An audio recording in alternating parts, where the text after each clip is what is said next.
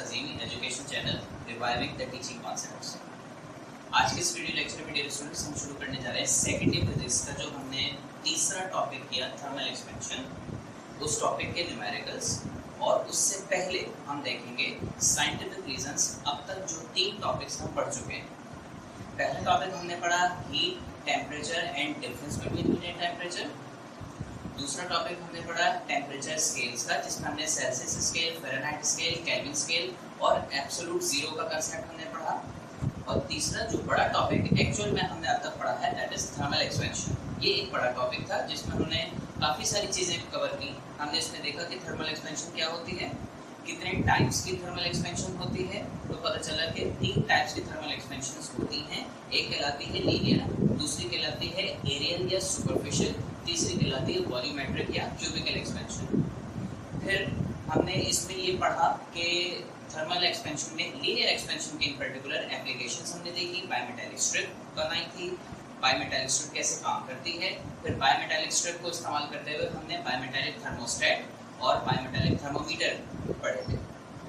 उसके बाद फिर हमने देखा था थर्मल एक्सपेंशन में लीनियर और वॉल्यूमेट्रिक एक्सपेंशन के दरमियान एक relation that was beta equals to 3 alpha.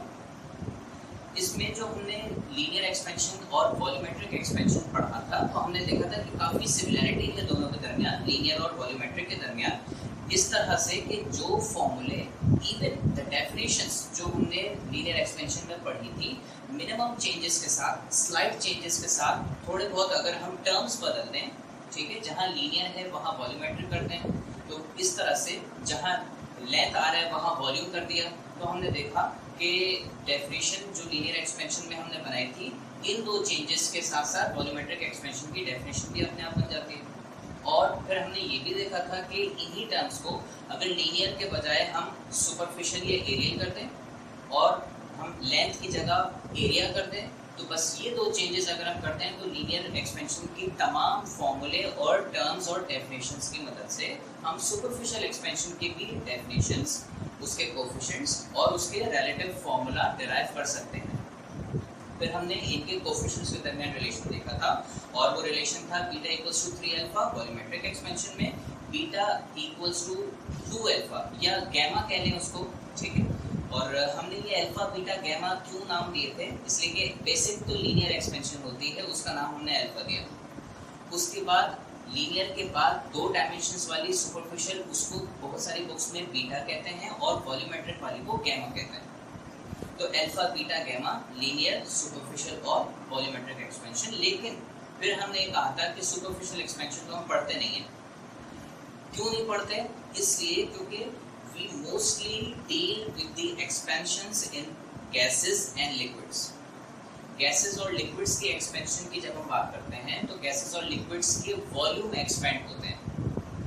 तो volume हमें असल में पढ़ना था volumetric expansion, लेकिन वॉल्यूमेट्रिक एक्सपेंशन हो कि सुपरफिशियल एक्सपेंशन हो, बेस किस पे करता है? लीनियर एक्सपेंशन पे। तो सबसे पहले हमने बेसिक एक्सपेंशन देखी, वो क्या होती है, कैसे काम करती है, एंड बेस्ड ऑन दैट हमने वॉल्यूमेट्रिक एक्सपेंशन निकाल ली। But having said that, that doesn't mean at all कि सुपरफिशियल एक्सपेंशन होती नहीं है। इट डज अकर, और ये शीट्स में या ऐसे सरफेसेस में होती है। ज़ाहिर सरफेस का मतलब उसका कुछ ना कुछ एरिया होगा। तो जिस तरह हमने पढ़ा था वॉल्यूमेट्रिक एक्सपेंशन का कोफिशिएंट 3 अल्फा, उसी तरीके से सुपरफिशियल एक्सपेंशन का कोफिशिएंट 2 अल्फा होता है। सो लीनियर हो, सुपरफिशियल हो, वॉल्यूमेट्रिक हो, all of them are very much related to each other. And superficial और वॉल्यूमेट्रिक दोनों बेस किस पे करती है? लीनियर पे करती है। तो हमने इस वजह से बेसिकली पहले लीनियर एक्सपेंशन पढ़ी, लेकिन mostly we want to study the expansions in gases and liquids. तो गैसेस और लिक्विड्स में जो एक्सपेंशन होती है वो वॉल्यूमेट्रिक होती है। This is the reason why हमने लीनियर के बाद सुपरफिशियल के बजाय वॉल्यूमेट्रिक एक्सपेंशन पढ़ी, ठीक है। अच्छा, अब हम इसके सबसे पहले तो देखते हैं साइंटिफिक रीजंस, और 4-5 साइंटिफिक रीजंस हैं जो बड़े पॉपुलर हैं अब तक इन 2-3 टॉपिक्स से। जो हमने लिखा हुआ भी है कि साइंटिफिक रीजंस जो हम पढ़ रहे हैं वो इन 3 टॉपिक से कर रहे हैं, हीट एंड टेम्परेचर का। दूसरा टॉपिक है टेम्परेचर स्केल्स और तीसरा है थर्मल एक्सपेंशन, जिसमें तीनों ही आ जाएंगे, लीनियर, सुपरफिशियल और volumetric. After the scientific reasons हम इंशाल्लाह फिर इसके न्यूमेरिकल्स करेंगे, ठीक है।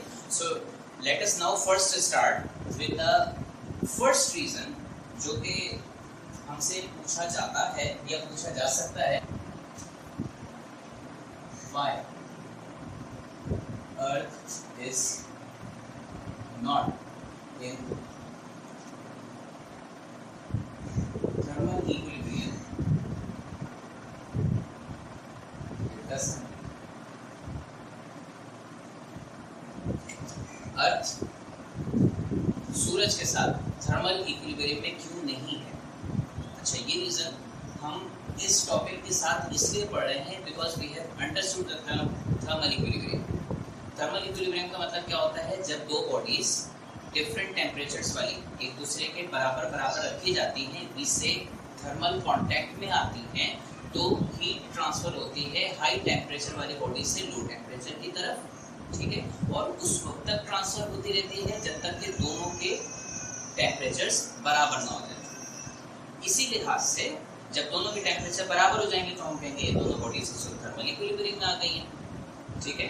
तो क्वेश्चन ये बनता है कि सूरज से रेडिएशंस मुसलसल अर्थ के ऊपर पड़ रही है, कॉन्स्टेंटली पड़ रही है, सालों से पड़ रही है, तो जमीन के टेम्परेचर की वैल्यू वो क्यों नहीं हो जाती जो कि सन की है? तो जमीन का टेम्परेचर, अर्थ का टेम्परेचर राइज करके सन के जितना क्यों नहीं हो जाता और ये दोनों थर्मल इक्विलिब्रियम में अब तक क्यों नहीं है, इसका हमें रीजन देखना है।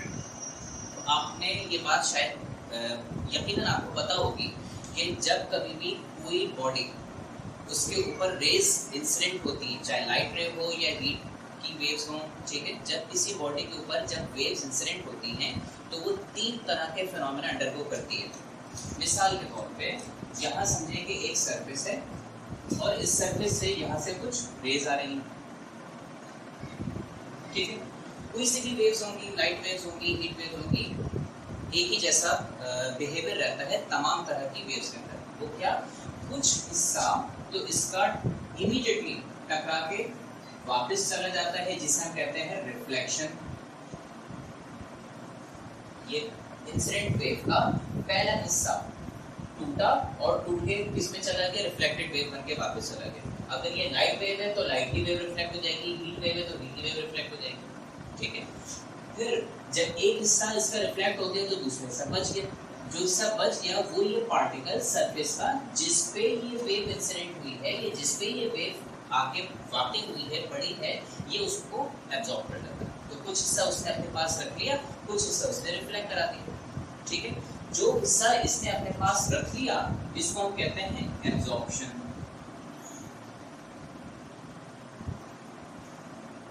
ठीक है। और एब्जॉर्ब कर लेने के बाद वो क्या करता है, क्योंकि ये पार्टिकल बहुत सारे पार्टिकल्स के साथ कांटेक्ट में है और अपनी मूवमेंट के जरिए अपनी एक्स्ट्रा एनर्जी जो इसने एब्जॉर्ब की है उसको कोलिजन के जरिए दूसरे पार्टिकल तक पहुंचाएगा, दूसरा तीसरे तक, तीसरे चौथे तक। तो ये एब्जॉर्ब होने वाली रे कुछ टाइम के बाद आगे बढ़ना शुरू हो जाती है उसी मीडियम के अंदर जहाँ ये लाइट रे वाक़िफ़ हुई थी या जहाँ पे ये हीट वेव एब्जॉर्ब हुई थी। इसको हम मिसाल के तौर पे लाइट की टर्म्स में तो रिफ्रैक्शन कह देते हैं, जनरली हम इसको ट्रांसमिशन कह देते हैं, ट्रांसमिशन भी कहते हैं या रिफ्रैक्शन भी कहते हैं लाइट की टर्म्स में, ठीक है। रिफ्लेक्टेड वेव, एब्जॉर्ब्ड वेव या रिफ्लेक्टेड एनर्जी, एब्जॉर्ब्ड एनर्जी और ट्रांसमिटेड एनर्जी या ट्रांसमिटेड वेव। तो जब कभी भी कोई लाइट रे पड़ती है it undergoes three sorts of behaviour, या जिसको हम RAT रैट भी कहते हैं, कि आपको याद रहे कि ये सरफेस का बिहेवियर होता है, RAT रैट उसको कहते हैं, याद रखने के लिए, ठीक है। ये पढ़ने का मकसद इस रीजन का आंसर करना है क्योंकि हमारे पास भी बिल्कुल सिमिलर सिनेरियो, सन से हीट वेव्स इंसिडेंट हो रही है, ये हीट वेव्स जो सन से अर्थ एब्जॉर्ब कर रही है, ये इसका कुछ हिस्सा तो रेडिएट हो जाएगा वापस, ठीक है, रिफ्लेक्ट करने या रेडिएट करने बाहर निकल जाना, ठीक है। तो कुछ रेडिएशंस बन के या कुछ लाइट की वेव्स या सूरज से आने वाली हीट जो ये एब्जॉर्ब कर रही है जमीन हमारी, तो कुछ तो ये रिफ्लेक्ट कर देगा जिसको हम कहते हैं कि रेडिएट कर देगा, ठीक है, और कुछ को ये अपने पास एब्जॉर्ब कर लेगा। या ये जो एनर्जी इसने जमीन ने एब्जॉर्ब की है, इस एब्जॉर्ब एनर्जी की मिकदार आने वाली एनर्जी से कम है, नंबर। तो जो जमीन में एनर्जी एब्जॉर्ब होती है, ठीक है, वो उतनी नहीं होती जितनी सूरज से उसने ये जितनी सूरज ने उसको दी होती है। नतीजतन क्या होता है, जमीन का टेम्परेचर उतना नहीं बढ़ पाता, और जो टेम्परेचर बढ़ता भी है वो एटमॉस्फेयर में रेडिएट हो जाता है, रिलीज हो जाता है, पास इंफ्रारेड रेडिएशन की फॉर्म में एनर्जी रिलीज हो जाती है। ठीक है, तो इस वजह से पहला रीजन क्या कि जब जमीन के ऊपर सूरज से आने वाली रोशनी पड़ती है तो उसका कुछ हिस्सा रिफ्लेक्ट हो जाता है, यानी कि सारी एनर्जी एब्जॉर्ब ही नहीं हो पाती, और जो एब्जॉर्ब हो जाती है वो डेफिनेटली जो एनर्जी उसके पास आई उसके मुकाबले में कम, और ये भी फर्दर डिस्ट्रीब्यूट हो जाती है। ठीक है, मुख्तलिफ चीज़ें हैं तो उनमें एब्जॉर्ब हो गई वहाँ, या बाद में रेडिएट हो गई किसी दूसरी जगह पे। तो इस वजह से कभी भी ज़मीन का टेम्परेचर सूरज के टेम्परेचर के बराबर नहीं आ पाता, बिकॉज ये कंटिन्यूस एब्जॉर्प्शन रेडिएशन का फिनोमेना चलता चला जा रहा है। ठीक है, अब सूरज का टेम्परेचर तो कई हजार डिग्री सेंटीग्रेड है, जमीन का अपना जो एवरेज टेम्परेचर है, अर्थ का दैट इज अराउंड 300 केल्विन। ठीक है, 300 केल्विन का मतलब कितना हो जाएगा, जरा इसमें से 273 माइनस करें तो सेंटीग्रेड में टेम्परेचर आ जाएगा। सेंटीग्रेड में टेम्परेचर 273 माइनस कराने के बाद आंसर बचता है 27, तकरीबन 27-30 डिग्री सेंटीग्रेड टेम्परेचर होता है हमारी जमीन का एवरेज। तो दूसरा इंपॉर्टेंट पॉइंट वो क्या है कि क्योंकि जमीन सूरज के साथ परफेक्ट थर्मल कांटेक्ट में भी नहीं है, it is at a distance, in fact it is at a great distance, तो ये परफेक्ट थर्मल कांटेक्ट भी नहीं है, इसलिए परफेक्टली एनर्जी एब्जॉर्ब भी नहीं हो पाती। तो जमीन के पास जो एनर्जी आती है वो पहले ही कई जगह से एब्जॉर्ब होके आती है, फिर उसमें से मजीद उसमें से रिफ्लेक्ट हो जाती है, तो जमीन के पास जो नेट पोर्शन बचता है एनर्जी का दैट इज वेरी लेस। ठीक है, इतना लेस कि उससे टेम्परेचर कितना मिल जाता है 300 kelvin, around 27-30 degree centigrade temperature. ठीक है, तो हम दो बातें इसमें लिखते हैं कि number 1, since earth is not in a perfect thermal contact with the sun and the radiations absorbed by earth are re-radiated या reflected back into the atmosphere and absorbed into the earth, जिसकी वजह से temperature जमीन का उतना नहीं हो पाता जो कि सन का टेम्परेचर है। ठीक है, इसी चीज को हम लिख लेते हैं। तो हम इसमें कहते हैं,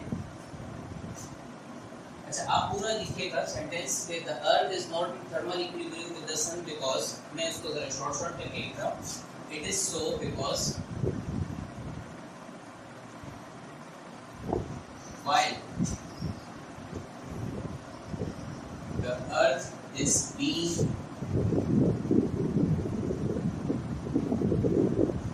formed by the absorbed radiations from the sun, यानी कि वही absorbed energy का हमने बात की, it also loses energy in various ways.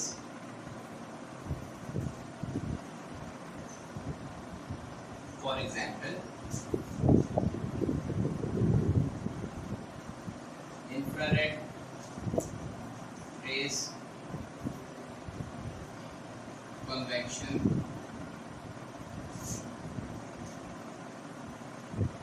Convection होगा तो कहीं सॉलिड्स हैं वहाँ कंडक्शन भी होगा, एक्सेट्रा। ठीक है, also being not in the perfect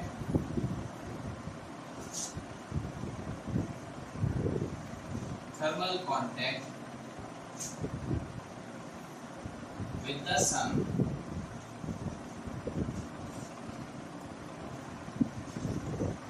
earth is not in thermal equilibrium with the sun। ठीक है, ये हमारे पहले रीजन का आंसर है। दूसरा reason, if a thermometer is placed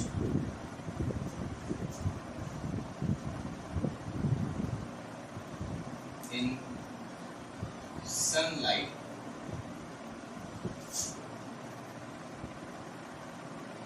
which temperature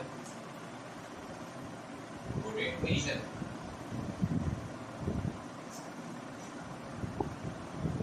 Sun,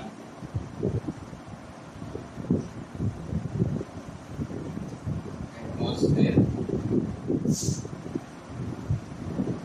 or any other?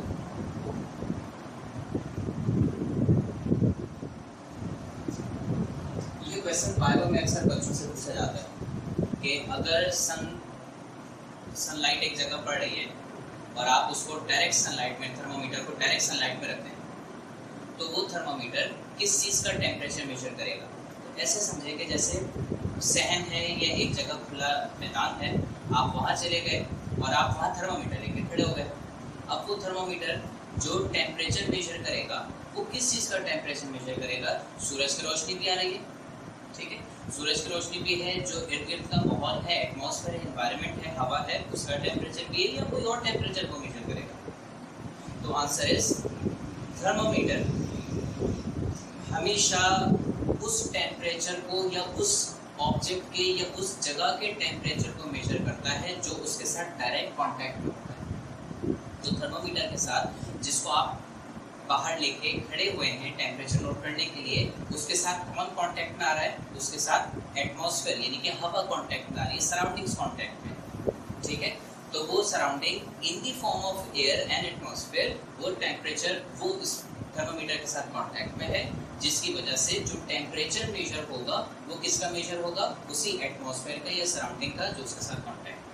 It always measures the temperature of its surroundings because उसकी surrounding उसके साथ कांटेक्ट में है, तो सराउंडिंग से ही टेम्परेचर उस थर्मोमीटर के बल्ब तक जाएगा और उस बल्ब से फिर मर्क्यूरी एब्जॉर्ब करके राइज करेगा। So it will always measure the temperature of its surroundings. और इसी चीज़ को हम देख लेंगे, आप उसको प्रॉपर्ली लिख लीजिएगा प्लीज। मैं इस पर यहाँ पे सिर्फ इसको लिख रहा हूँ, it always measures the temperature of its surroundings। हमेशा अपने सराउंडिंग के टेम्परेचर को मेजर करता है। सराउंडिंग का मतलब वो जो उसके साथ थर्मल कांटेक्ट। तीसरा रीजन, क्लिनिकल थर्मोमीटर में कॉन्स्ट्रिक्शन क्यों मौजूद होती है? सबसे पहले तो हमें पता होना चाहिए कि कॉन्स्ट्रिक्शन होती क्या है, ठीक है। उससे भी पहले जरा हम थर्मोमीटर का एक अगर डायग्राम इसकी बनाएं तो इट्स समवॉट लाइक दिस,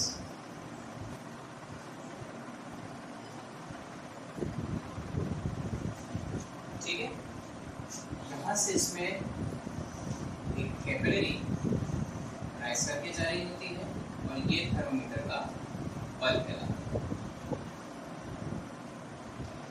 इसमें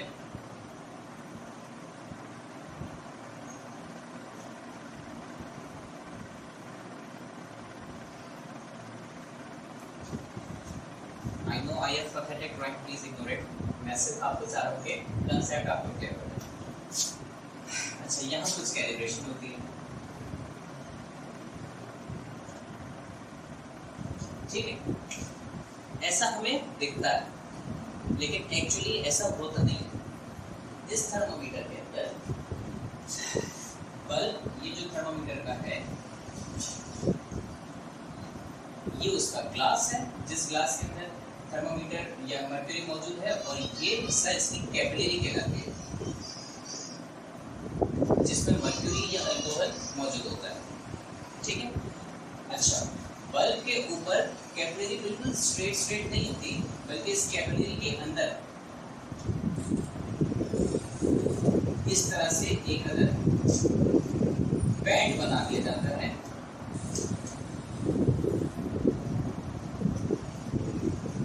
और ये ऐसे मौजूद, ठीक है। इस बैंड को कॉन्स्ट्रिक्शन कहते हैं,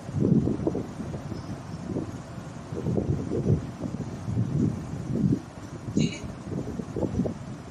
तो ये कॉन्स्ट्रिक्शन क्या है? सबसे पहले तो ये देख लेते हैं।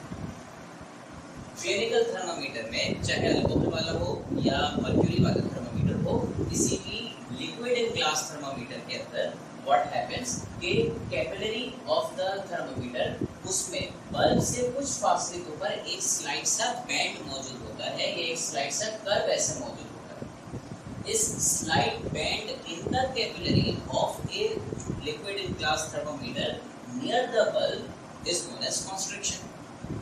ठीक है, और इस कॉन्स्ट्रिक्शन की मौजूदगी की वजह क्या है, ये एक्चुअल हमारा रीजन। सो पहले हमने देखा what is a constriction. Constriction, it's a slight band in the capillary of a liquid in glass thermometer near its bulb. Now, why is it there?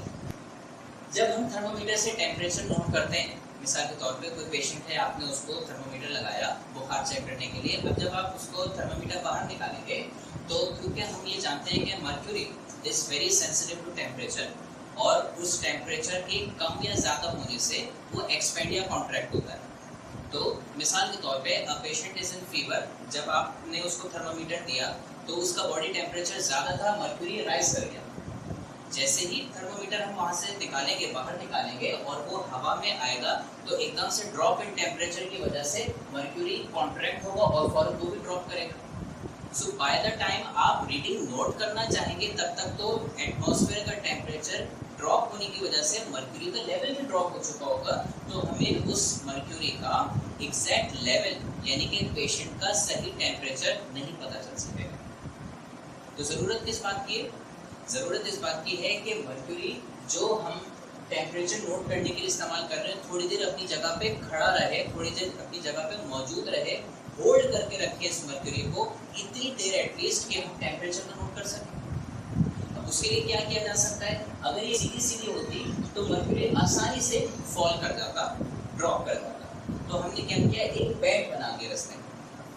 ठीक है, ये जो बैंड हमने बना दिया, इस बैंड की वजह से क्या होता है, मर्क्यूरी का डायरेक्ट ड्रॉप करने वाला पैसेज अब नहीं रहा, तो ये कॉन्स्ट्रिक्शन उसको नीचे जाने से रोकती है। यहाँ मर्क्यूरी का पैसेज थोड़ा सा कम हो जाता है, यानी कि ये जरा रास्ता तंग हो जाता है, नैरो हो जाता है, इस वजह से मर्क्यूरी इतनी आसानी से नीचे ड्रॉप नहीं हो पाता। बल्कि अगर ये नीचे जाने की भी कोशिश करता है तो कॉन्स्ट्रिक्शन की वजह से ये नीचे जा नहीं पाता, उसको रुकावट मिलती है, वहीं अपनी जगह पे थोड़ी देर बरकरार रहता है, तो मर्क्यूरी का लेवल ड्रॉप होने से बच जाता है। ठीक है, और यही इसका रीज़न है कि ताकि हम टेम्परेचर प्रॉपर्ली नोट कर सकें, इसलिए कॉन्स्ट्रिक्शन कैपिलरी में बल्ब के नज़दीक बना दी जाती है, जिसका काम क्या है, जिसका काम ये है कि मर्क्यूरी को अपनी जगह पे कुछ देर होल्ड करके रखे और गिरने से या फॉल या ड्रॉप करने से बचा सके, सो दैट हम टेम्परेचर की रीडिंग प्रॉपर्ली नोट कर सकें, हमें इतना इनफ टाइम मिल जाए। और इसी वजह से आपने देखा होगा कि टेम्परेचर आपने नोट किया, उसके बाद फिर हम उसको कैप करके रख देते हैं। जब दोबारा टेम्परेचर हमें चाहिए होता है, कभी दोबारा बुखार मेजर करना हो, तो हम क्या करते हैं, उसको ऐसे करके 3-4 दफ़ा झटकते हैं। तो झटकने से क्या होता है, वो जो कांस्टेंट जर्क हम उसको देते हैं, 3-4 जर्क्स हम देते हैं, वो उससे क्या होता है कि कॉन्स्ट्रिक्शन से वो मर्क्यूरी थोड़ा सा पास हो जाता है, और फिर वो मर्क्यूरी एनवायरनमेंट के हिसाब से अपनी जगह पे आ जाता है, जो एटमॉस्फेयर का टेम्परेचर होता है। Then you provided to the patient, फिर पेशेंट उसको जब रखता है मुंह में अपने, तो फिर वो पेशेंट के बॉडी के टेम्परेचर के हिसाब से एक्सपेंड करता है और अकॉर्डिंगली फिर आपको रीडिंग बता देता है। ठीक है, तो इसका रीजन क्या बना, constriction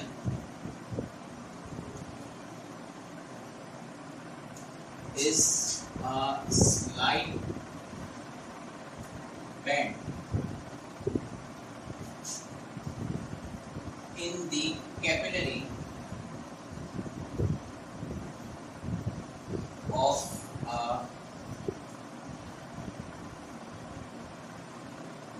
liquid in glass thermometer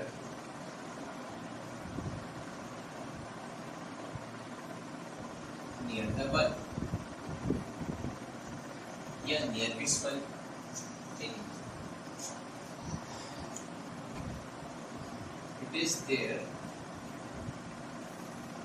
in order to prevent the mercury from dropping या falling back to the bulb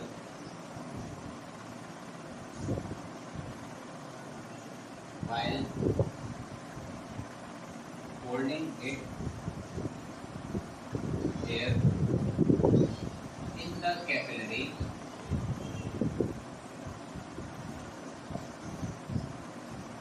so as to note the temperature reading properly. ठीक है.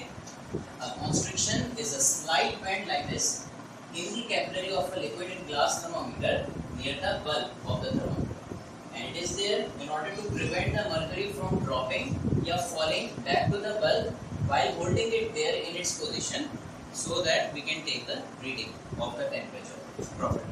Now, जो चौथा क्वेश्चन हमसे पूछा जाता है वो ये कि it is observed that when a glass thermometer is put in a flame or exposed to high temperature, the level of mercury initially descends.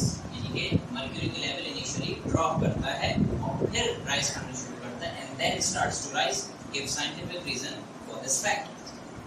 अच्छा, इसके लिए हम कंसिडर करते हैं कि हमारे पास एक थर्मामीटर है और इस थर्मामीटर को हमने एक हॉट वाटर टब में या हॉट वाटर बाथ में हमने उसको प्लेस किया. ठीक है. तो जैसे ही ये थर्मोमीटर डिप होता है इस हॉट वाटर बाथ में या इस हॉट वाटर टब में, तो ये लिक्विड जो हाई टेम्परेचर पे है ग्लास के साथ कांटेक्ट में आएगा, जिस ग्लास का ये थर्मोमीटर बना हुआ है, और ग्लास वो हीट एब्जॉर्ब करेगा. तो मर्क्यूरी तक हीट पहुंचने से पहले वो हीट किस में आएगी? ग्लास में आएगी. So this heat is not immediately transferred to the mercury, it is initially transferred to the glass. This glass absorbs this heat and ultimately expands. तो जैसे ही ग्लास ये हीट एब्जॉर्ब करता है सबसे पहले ये एक्सपैंड करता है. अभी मर्क्यूरी तक हीट ट्रांसफर नहीं हुई और ग्लास एक्सपैंड कर गया. तो जैसे ही ग्लास एक्सपैंड कर गया तो वैसे ही मर्क्यूरी का लेवल इसमें थोड़ा सा ड्रॉप कर जाएगा. अब क्योंकि ग्लास से हीट रुकी नहीं बल्कि मर्क्यूरी तक पहुंची, तो जब मर्क्यूरी में पहुंची तो फिर मर्क्यूरी ने एब्जॉर्ब किया और मर्क्यूरी राइज करना शुरू करेगा. जब मर्क्यूरी में एब्जॉर्प्शन हुई तो हम ये जानते हैं कि मर्क्यूरी बीइंग अ लिक्विड ज़्यादा एक्सपैंड करता है बनस्पत सॉलिड के. ये इसलिए है कि ये इस तरह से है कि सबसे ज़्यादा एक्सपेंशन किसमें होती है? गैस में होती है at a given temperature difference. एक change in temperature 100 degree centigrade मिसाल के तौर पे आप 0 डिग्री सेंटीग्रेड पे एक गैस लें, एक लिक्विड लें और एक सॉलिड लें और उन तीनों को हीट करते हैं 100 डिग्री सेंटीग्रेड पर. तो 0 डिग्री सेंटीग्रेड से जैसे ही टेम्परेचर 100 डिग्री पहुंचेगा कि upon reaching 100 degree centigrade gases have expanded the most. Second number पे लिक्विड में एक्सपेंशन होती है और सबसे कम एक्सपेंशन सॉलिड में होती है उनकी मॉलिक्यूलर बाइंडिंग्स की वजह से. तो जैसे ही ये हीट एब्जॉर्ब करेगा मर्क्यूरी, तो ग्लास के मुकाबले में मर्क्यूरी बीइंग अ लिक्विड जब टेम्परेचर एब्जॉर्ब करता है तो ज़्यादा एक्सपेंड करता है.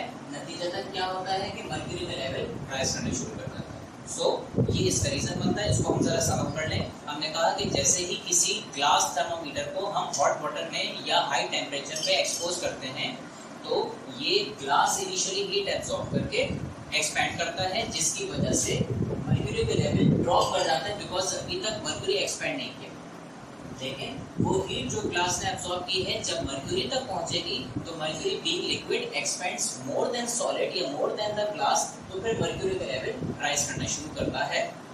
तो ये इसका रीजन बना जिसको हम ऐसे लिख लेते हैं कि due to expansion in glass the level of mercury initially drops, but since mercury being liquid expands more than glass,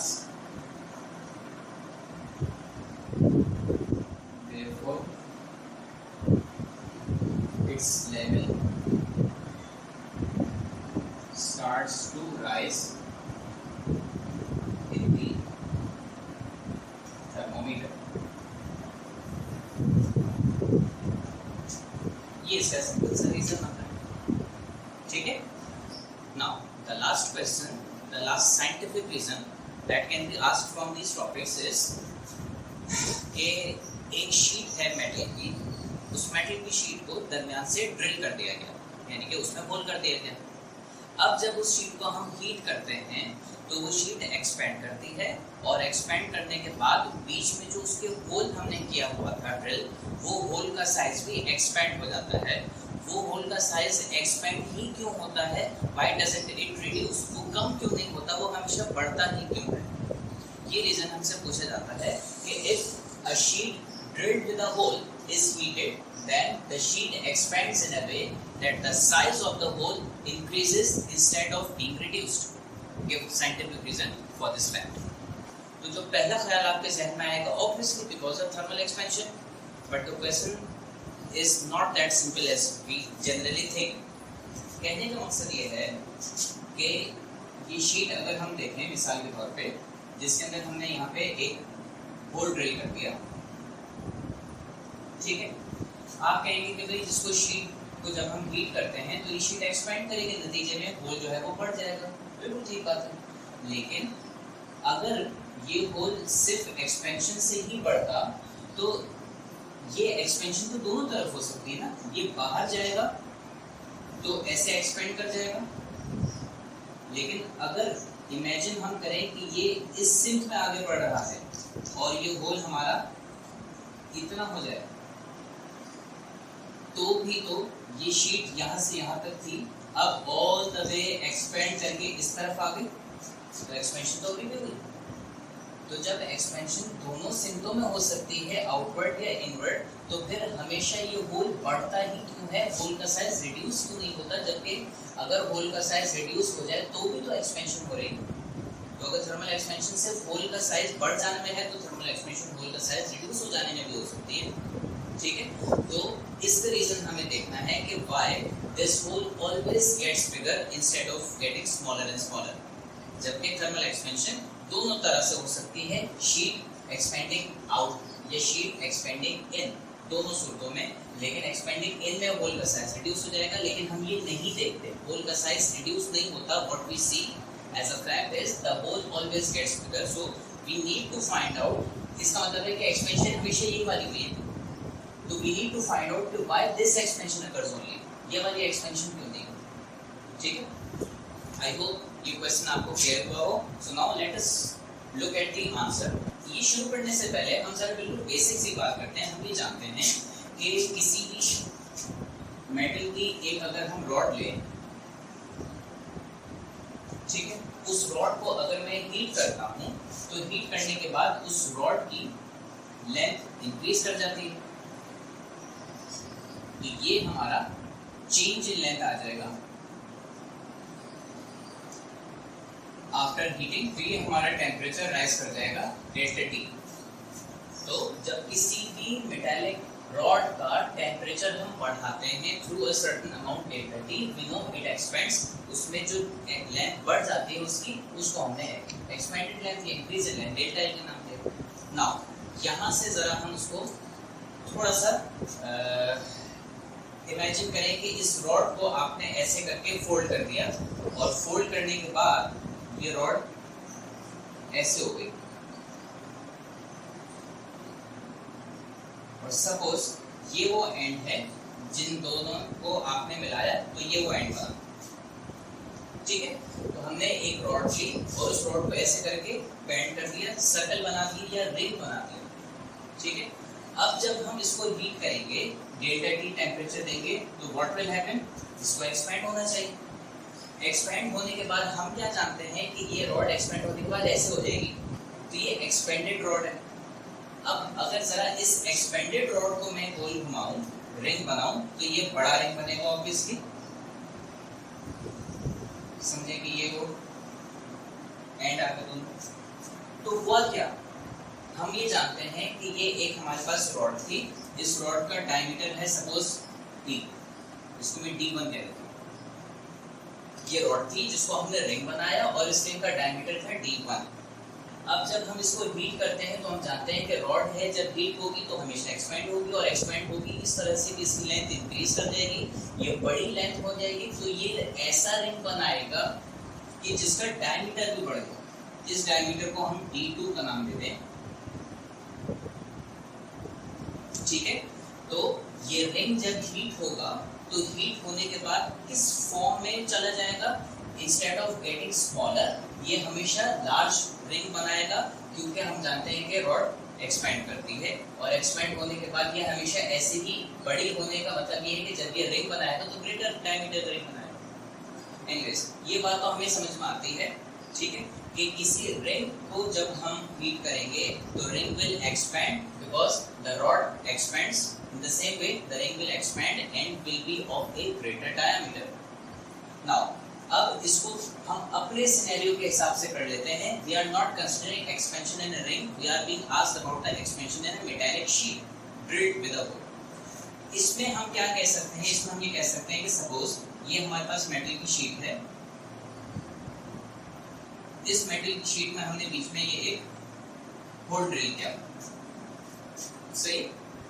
अब होल ड्रिल किया हुआ है, इसको जब हीट करेंगे तो इस होल के साइज के ऊपर क्या फर्क पड़ेगा, विल इट एक्सपैंड और विल इट रिड्यूस, ठीक है।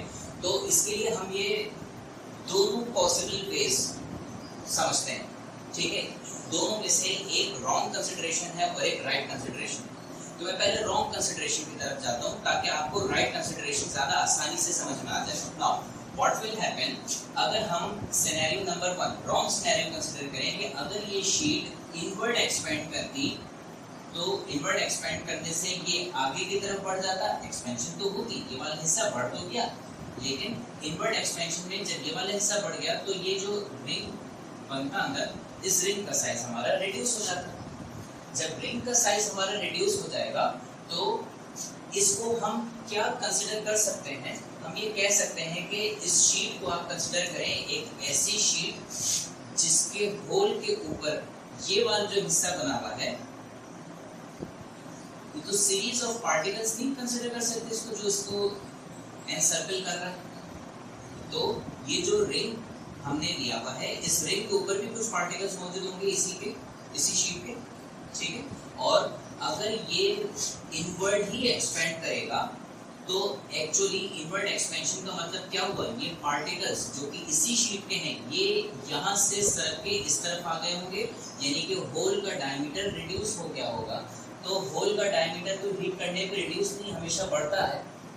तो अगर हम इसके पार्टिकल्स को कंसीडर करें as a ring encircling this hole, तो upon heating the diameter of the ring always increases rather than decrease, ठीक है। तो इसका मतलब ये हुआ कि पूरी शीट में तो एक्सपेंशन हो रही है, लेकिन ये जो रिंग है इसके इर्द ये रिड्यूस हो गया, कॉन्ट्रैक्ट हो गया, समझ आई बात ये। तो पूरी शीट अगर सेम मटेरियल की बनी हुई है तो अगर इस वाले एटम में एक्सपेंशन आ रही है तो इस जगह पे भी एक्सपेंशन, इस जगह पे भी, इस जगह पे भी, और इस जगह पे भी, इस जगह पे भी हमें हर जगह एक्सपेंशन ही नजर आएगी। तो ऐसा नहीं हो सकता कि सारी शीट एक्सपेंड करे और होल के जस्ट इमीडिएटली अबव, ठीक है, ये वाले कॉन्ट्रैक्ट कर जाए, ऐसा नहीं हो सकता। और कॉन्ट्रैक्ट क्यों कर रहे हैं, इसलिए क्योंकि हम देख रहे हैं, हम कंसीडर कर रहे हैं कि रिंग हमारा रिड्यूस हो रहा है। अगर हमारा रिंग रिड्यूस हो रहा हो तो इसका मतलब है कि रिंग के बराबर वाली जो लेयर होगी पार्टिकल्स ऑफ द शीट की वो रिड्यूस हुई होगी, बाकी सारे एक्सपेंड हुए होंगे। ये पॉसिबल नहीं, ठीक है। एक्सपेंशन होगी तो सभी जगह पे एक्सपेंशन होगी। दूसरा सिनेरियो एक्सपेंशन का जो बन सकता है वो क्या बन सकता है, वो ये वाला बन सकता है कि जिसमें हम शीट को ड्रिल करें होल के साथ और इसको हीट करें। अब ऐसा वे एक्सपेंशन का ये शीट अपनाती है कि जिसमें एक्सपेंशन हर तरफ हो, यानी कि सारे पार्टिकल्स एक्सपेंड करें, शीट के एजेस वाले भी, शीट के दरमियान वाले भी, और शीट के इनर पार्टिकल्स जो हैं वो भी एक्सपेंड करें। तो उस सूरत में अगर ये रिंग बढ़ के इस साइड हो जाता है, ये शीट भी एक्सपेंड कर जाएगी,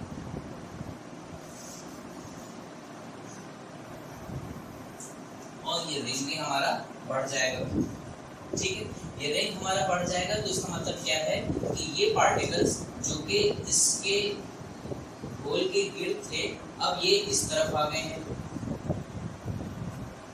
यानी कि ये छोटे डायमीटर का रिंग अब बढ़ गया है, जैसे कि इस रिंग में हमें नजर आ रहा है। यहाँ के पार्टिकल्स अब इस तरफ पहुंच गए हैं और अब पहले छोटा रिंग बना रहे थे, अब बड़ा रिंग बना रहे हैं। बड़ा रिंग बनाने का मतलब ये है कि ये हीट गेन करने पे एक्सपेंड हो गए होंगे, ठीक है। शीट तो एक्सपेंड हुई ही है, लेकिन रिंग के सराउंडिंग पार्टिकल्स भी इस तरह से अरेंज हुए हैं कि उनमें भी एक्सपेंशन हमें नजर आ रही है। So this is the way जिस तरह से हम इसको लॉजिकली एक्सप्लेन कर सकते हैं कि एक्सपेंशन इनर वे में होने के बजाय हमेशा आउटवर्ड ही होती है। It never expands in but it always expands out in order to cause expansion in all directions, in order to cause increase in all directions, ठीक है। होल अगर रिड्यूस हो रहा है तो इसका मतलब है कि बाकी शीट तो बेशक एक्सपेंड कर रही होगी, लेकिन particles immediately above the hole they will be contracted, ये एक दूसरे के करीब आ रहे होंगे, जबकि मेटल कॉन्ट्रैक्ट नहीं करता, मेटल तो हमेशा एक्सपेंड करता है अपॉन हीटिंग। तो this is a wrong consideration.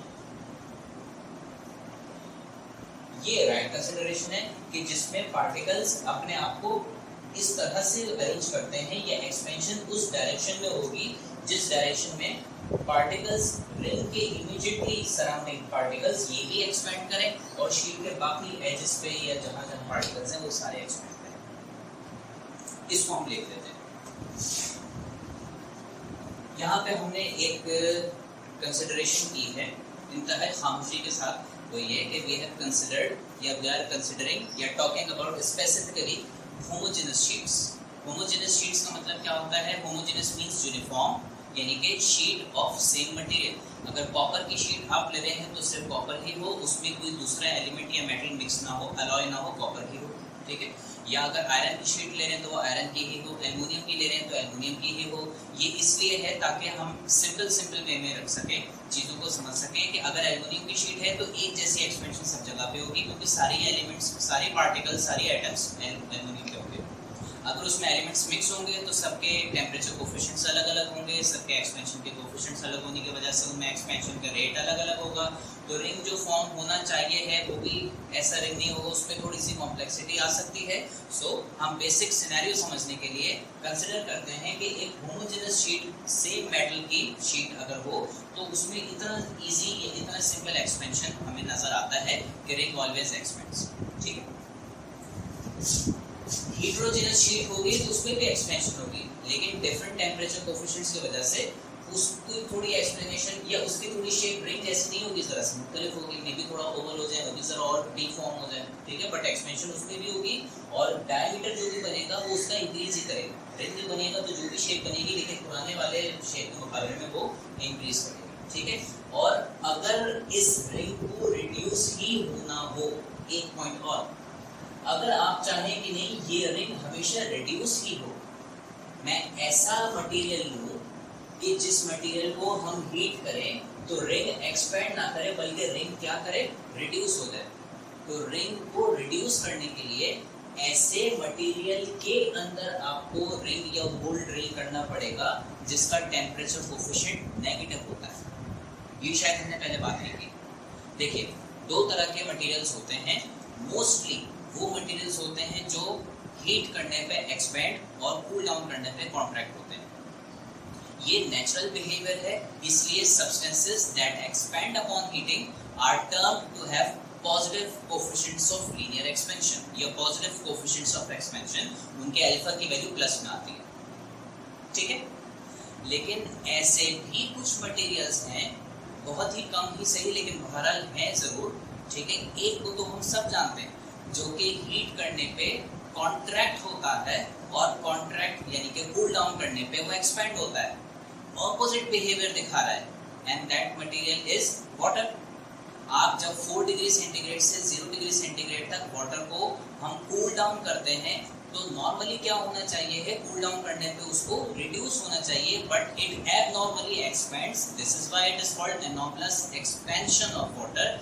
Abnormally expand करता है जहां उसको नॉर्मली एक्सपेंशन करनी ही चाहिए थी, उसको कॉन्ट्रैक्ट करना चाहिए था डिग्रीज इन टेम्परेचर से, बट इट एबनॉर्मली एक्सपेंड्स, इसलिए उसको एनॉमलस एक्सपेंशन ऑफ वाटर का है। और ऑपोजिट अगर हम 0 डिग्री सेंटीग्रेड से 4 डिग्री सेंटीग्रेड तक हम वाटर को हीट करते हैं तो upon heating the normal behaviour is it should expand upon heating, but what happens is the converse कि upon heating water from 0 to 4 degree centigrade it instead of expanding it rather contracts, यानी कि size में reduction आता है, heat gain करके size उसका कम हो रहा है। This is again an abnormal behaviour, ठीक है, ये एनॉमलस कॉन्ट्रैक्शन हो गई क्योंकि उसको एक्सपैंड करना चाहिए था, ठीक है।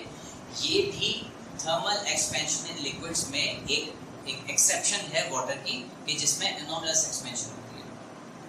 ऐसे सब्सटेंसेस लाइक वाटर, ठीक है, और एक और सब्सटेंस होता है, इसको यहाँ पे लिख देता हूँ, ये हमारे रीजन के आंसर में नहीं होगा, बस ये याद रखिएगा। एक और जिसको हम कहते हैं जिरकोनियम टंगस्टेट, ठीक है, गालिबन Zn2W2O8 या W3O8 ऐसा कोई फॉर्मूला होता है, जिरकोनियम टंगस्टेट फॉर्मूला, उसका नाम है, केमिकल नेम है मटेरियल का। ये भी वाटर की तरह जब हीट करते हैं तो कॉन्ट्रैक्ट करता है और जब कूल डाउन करते हैं तो एक्सपेंड करता है। Such materials are termed to have negative coefficients of expansion, ठीक है। So what I was trying to explain is if we want this whole to be reduced upon heating, we must then use a sheet of materials like these which have negative coefficients of expansion. Negative coefficients of expansion का मतलब क्या होता है? Negative coefficient of expansion का मतलब ये होता है कि हीट करो तो वो रिड्यूस हो और कूल डाउन करो तो वो फैल जाए, एक्सपेंड कर जाए। एनीवेज, हम वापस अपने रीजन को बनाते हैं। When a homogeneous sheet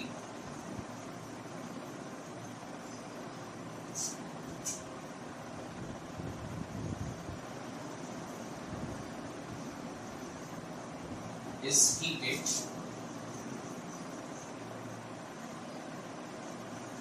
it expands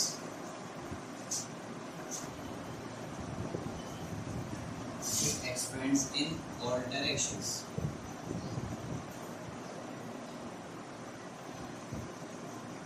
When sheet with a hole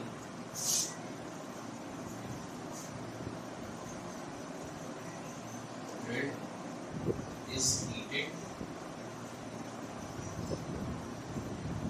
the size का मतलब diameter of the hole increases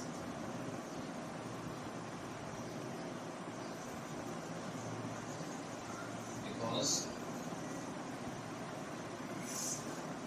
the metal expands out